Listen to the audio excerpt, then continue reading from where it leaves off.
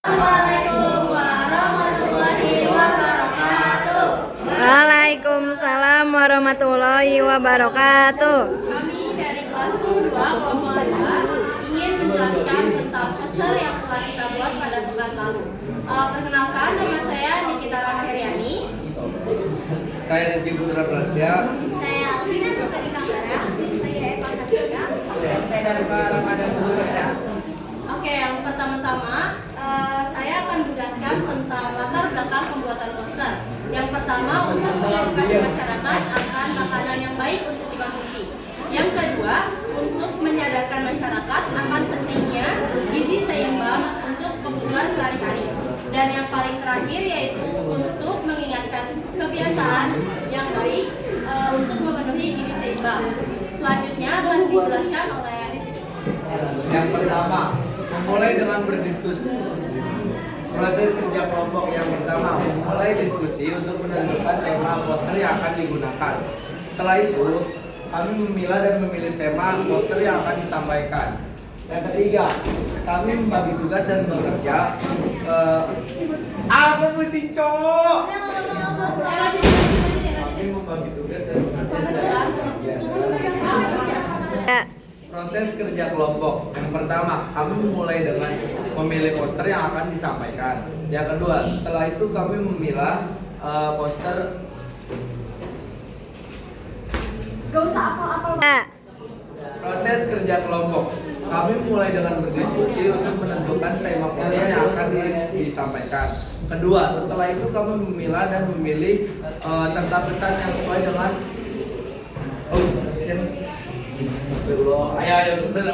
proses kerja kelompok. Kami mulai dengan berdiskusi untuk menentukan tema yang serta pesan yang akan disampaikan. Kedua, setelah itu kami memilih tema serta pesan yang paling sesuai untuk digunakan. Kami membagi tugas dan bekerja secara bergantian dalam menyusun materi poster. Kami melakukan evaluasi untuk memastikan bahwa poster yang sesuai dengan tujuan pesan yang ingin disampaikan. Kelima, terakhir, kami menambahkan detail kecil poster sebagai sentuhan akhir hingga poster kami selesai dibuat. Selanjutnya adalah isi dan pesan yang terdapat di dalam poster. Untuk isinya kita menambahkan 4 isi, yaitu yang pertama, isi porsi lauk pauk yang dibutuhkan dalam gizi seimbang pedoman isi piring. Yang pertama adalah lauk pauk sebanyak 1/3 atau 20% dari piring. Yang kedua adalah sayur-sayuran sebanyak 2/3 atau sekitar 30% dari piring. Yang keempat adalah makanan utama, makanan pokok yang berisi sekitar 2/3 atau 30% dari isi piring. Dan yang terakhir adalah buah-buahan, yaitu sebanyak 1/3 atau 20% dari isi piringku. Selanjutnya adalah pesan yang ingin kita sampaikan.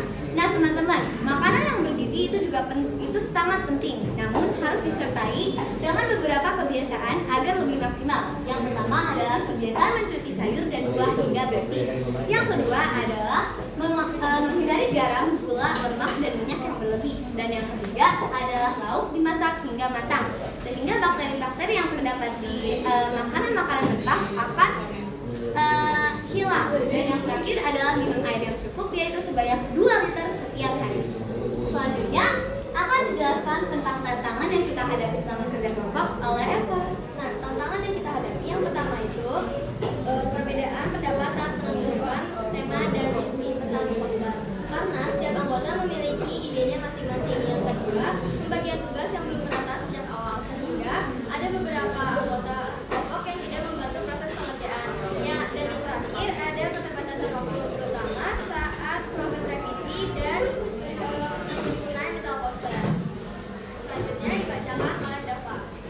Jadi selanjutnya untuk refleksi dan pesan moral. Jadi dari kegiatan ini kami mengingatkan kalian semua untuk selalu menjaga kesehatan, serta kami juga belajar apa itu pentingnya kerjasama, saling menghargai, dan pentingnya komunikasi dalam suatu tim. Karena tantangan dapat diselesaikan dengan hal tersebut. Lalu pesan moral yang bisa kita ambil, kerjasama yang baik akan lebih cepat menyelesaikan suatu tugas. Jadi jangan lupa jaga kesehatan kalian dengan cara makan makanan yang memenuhi gizi seimbang. teman-teman, segitu saja dari kami. Sekiranya ada yang salah, baik